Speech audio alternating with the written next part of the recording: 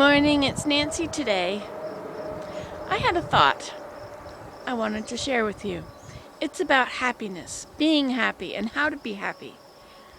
The way to be happy is to be glad about the things that are around you. Not happy in spite of it, but happy with it. How can I explain that? Happy in spite of it is like, well, it's a bad situation, but we're going to look on the bright side. That's a whole different idea than happy anyway.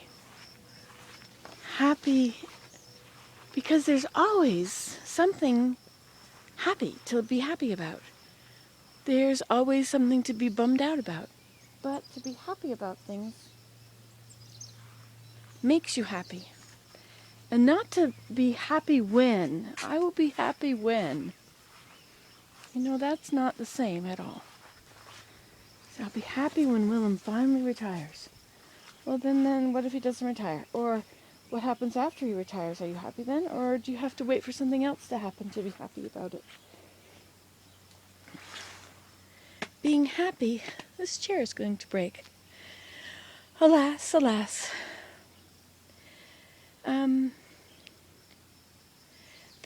They had a thing on CBC yesterday about happiness.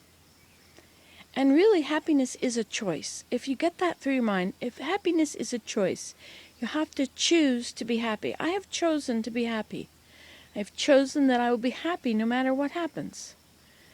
And so, it works. I am happy no matter what happens. There's always something to be happy about. Now, I was once very, very, very, very depressed. And I remember waking up in the morning and thinking, why should I get out of bed? Why do anything? And I started to try to be grateful for things, and I didn't care at all about the things I was trying to be grateful for. I didn't care. I could not care less. But I opened my eyes, and I just said, thank you for, and I wasn't thinking of the big pictures, like that I'm alive, that I live in this great country. No, I just opened my eyes. Thank you for that window. And then I thought, well, what's good about the window? Big deal, there's a window there. So I'm not in the darkness here. I don't like the darkness. Thank you for, and then I was lying in my bed. Thank you for my bed, so that I don't have to lie on the floor. Thank you for the ceiling. Thank you for the ceiling because it's not snowing on me. Things could be worse, right? And so I said thank you for everything I saw. I sat up, didn't want to sit up, didn't want to get up. No reason to get up, put my feet down on the ground.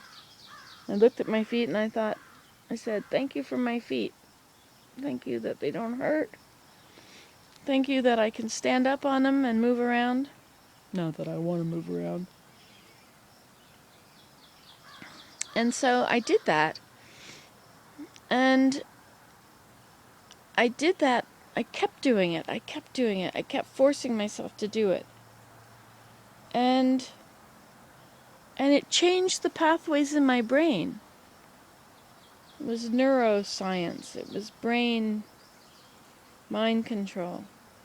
It changed the pathways in my brain so that instead of thinking, what's the matter, why should I get up? It's just another snowy day. I have to sit there and do nothing all day. I can't go outside. It's too cold outside.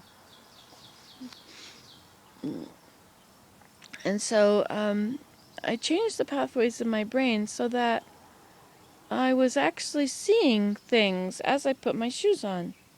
Thank you that I have shoes to wear. What difference does it make that I have shoes? So that my feet are warmer. Thank you for my clothes. I put some clothes on. Oh, what difference does it make? They're all crummy clothes. They're all no good anyway. Thank you for my clothes so I'm not cold. It was winter back then. Actually, it might have been getting to be spring. But anyway. And so I had no interest in anything at all. I was in a very bad marriage. I had a really bad, hard time. The house froze. The toilet was frozen. You had to dump a bucket of water into the toilet to melt it before you could use it. And then you had to dump another bucket in to flush it. And there was no money, and there was no love, and there was no happiness, and it was bleak, and it was black and white outside. No sunshine. And solar powered. Anyway, so I was very depressed. I think I was 12 weeks in a hospital with depression. Anyway, it was a nervous breakdown, which is actually, I guess it was depression. So, gratitude is how I got out of it. And it was not gratitude for the big things, the huge things. Those are irrelevant in your own little life. Maybe at one point you can start to think that way, but if you're really bummed out and depressed, it has to be the tiny things. Thank you that my fingers move. Thank you that I have fingernails that don't have splinters under them. And so, mind control, it's a choice. Happiness is a choice. When you're bummed out and miserable, you don't want to be happy. You wish you were happy. But the transition from being miserable to being happy is really hard. It's like there's this big iron wall there in between with barbed wire on it. And to climb over it is something that it hurts, and it's like you don't want to do it. Like when you're miserable, you know that you could be happy. You know that there are things that maybe to be happy about, but you don't want to be happy. And so if somebody tries to cheer you up, it makes you miserable or something, uncomfortable. Anyway, I just wanted to let you know that happiness is a choice. And that if you get up in the morning with optimism, just being happy, you can do it. It can change your whole life.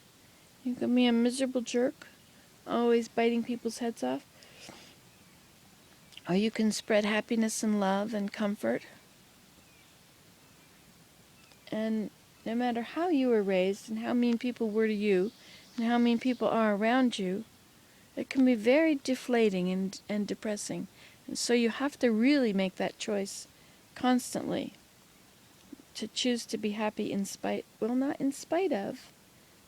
I guess part of it is in spite of, but you just have to choose to be happy.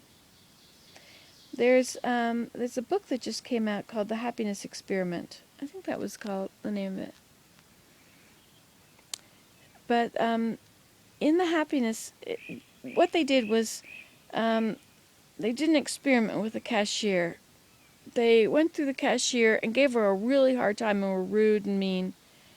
And then they watched, and she was rude and mean for the next 5 people that came through. And then they went through another cashier.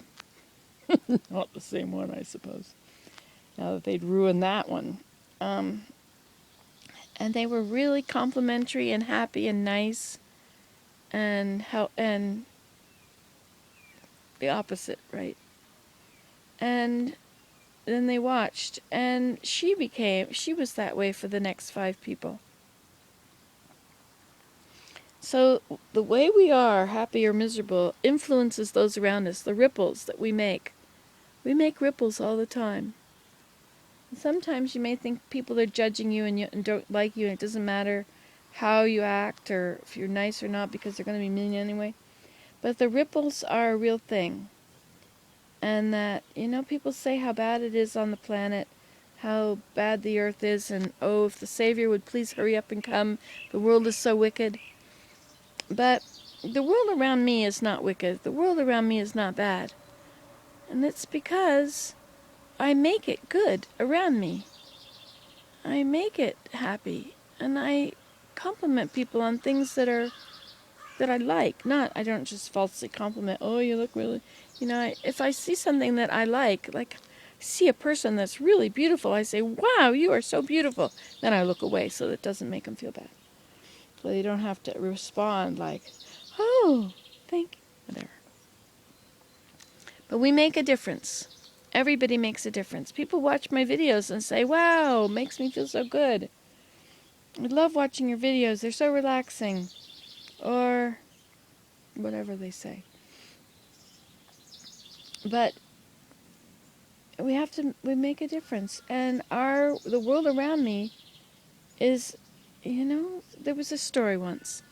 Somebody had moved to a new town and asked somebody else, what kind of people are in this town, in this neighborhood? And the response was, well, what kind of people were in the town where you came from? Oh, they were pretty selfish and mean and self-centered and unhelpful. And the response was, well, that's pretty much what's here.